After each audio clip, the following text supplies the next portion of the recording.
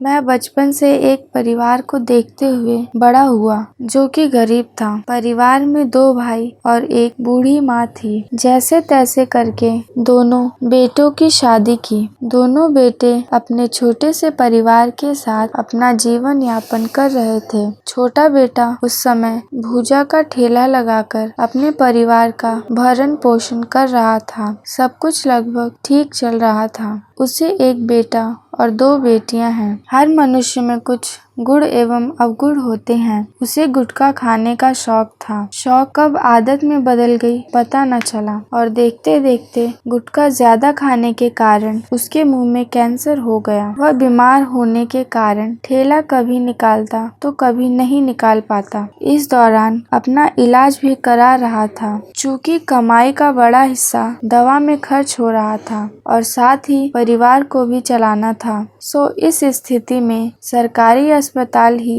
एकमात्र सहारा था। घर में कमाने वाला सिर्फ वही था, जिसके कारण परिवार की स्थिति दिन प्रतिदिन खराब होती जा रही थी। यह सब हमने अपनी आंखों से देखा है। कैंसर का इलाज इतना महंगा है कि वह अपना इलाज कराने में असमर्थ था। उसकी स्थिति को देखकर उसके बच्चों और उसकी पत्नी का रो रो कर बुरा हाल था। उनकी मदद के लिए कोई भी हाथ आगे आने के लिए तैयार नहीं था। एक बात सही बोली गई है कि रिश्तेदारी सिर्फ अमीरों से ही निभाई जाती है। उसकी पत्नी चाहकर भी उसके लिए कुछ नहीं कर पा रही थी। ऐसा लगभग बहुत दिनों तक चलता रहा। भगवान से भी ये सब देखा नहीं गया और अचानक एक दिन उसकी मृत्यु हो जाती है। छोटे बच्चों और उसकी पत्नी के चीख से पूरा मोहल्ला गूंज रहा था। अब आसपास के लोग उसकी पत्नी को चुप कराते हैं तो कोई उनके बच्चों को गोद में लिए है।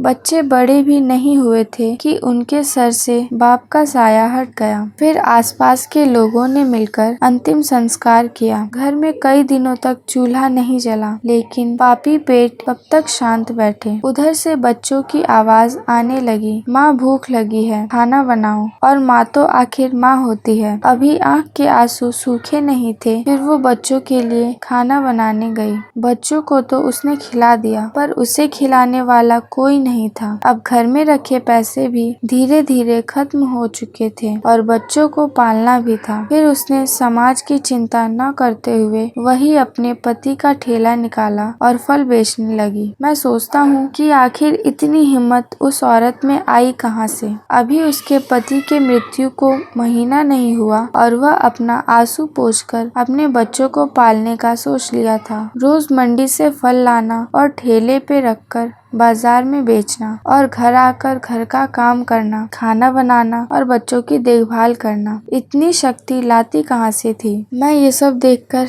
हैरान था। मैं समझता हूँ कि ऐसी सबला नारी से प्रेरित होकर ही यह कहा गया है कि अकेला बाप अपने बाल बच्चों को नहीं पाल सकता, लेकिन अकेली औरत अपने बच्चों को अच्छे से पाल सकती है। आजकल जो लोग सक्षम हैं, वो लोग भी सोच रहे हैं कि कहीं से किसी तरह राशन मिल जाए, लेकिन उस औरत को आज के दिनों में भी फल का ठेला खुशी से ले जाते देखा है और अपने बच्चों का भी परवरिश बहुत अच्छे से कर रही है। उसके लिए जितना बोला जाए उतना कम है। सलाम है ऐसे नारी को। अगर ये कहानी आपको अच्छी लगी हो तो लाइक करें, शेयर करें और सब्सक्राइब करना ना भूलें। धन्यवाद।